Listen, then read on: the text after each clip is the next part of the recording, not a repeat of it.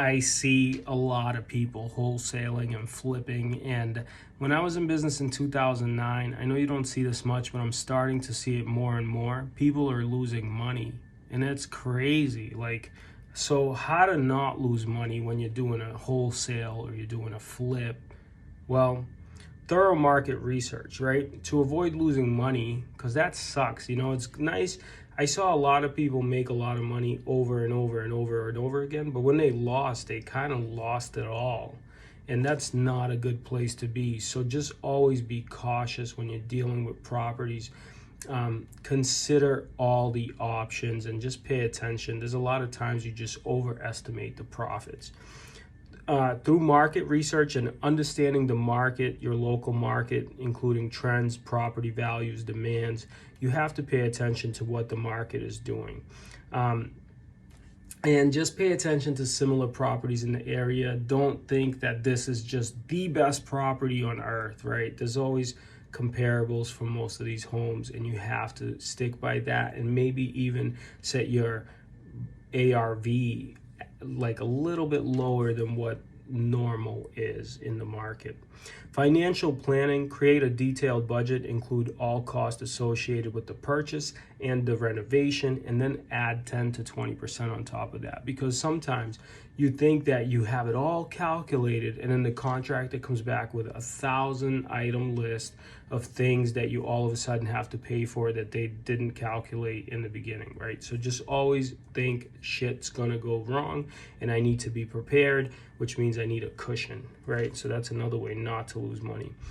Cost control, minimize renovation costs, focusing on high impact upgrades that add value to the property. You don't have to do every single thing, right? I had a property that we just did paint and powder, and I got the same upside as a property where I went absolutely crazy and did so many more things than I should have done.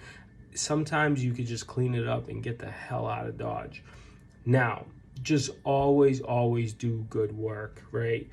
Which is, one more thing is timing of your purchase, right? Make sure you're doing it. Make sure you're paying attention to the market conditions. Avoid holding on to properties for extended periods of time. If your goal is to get in and out, then that's your goal. If your goal is to get in and be in it for a year, well, you can't predict what's going to happen in the next year or two.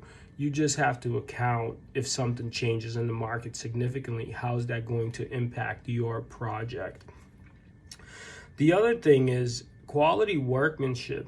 I know there's a lot of people that could swing a hammer, but they're not all great, right? I know there's a lot of general contractors, but some of them just screw people over, and you have to be able to recognize and work with different people in the construction industry.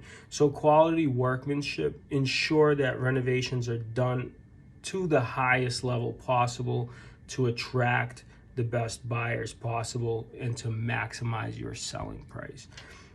Effective marketing, use targeted marketing strategies to attract potential buyers, right? I say one mistake flippers and wholesalers make is they don't really use real estate agents. But it's like, if you specialize in flipping a property and a real estate agent specializes in selling a property, then I have this thing that I believe pay professionals well, right? Just like you shouldn't be your own attorney, which is legal and financial due diligence. Seek advice from legal and financial professionals to ensure that all transactions comply with regulations and that you're aware of your potential risks and liabilities, because losing money sucks.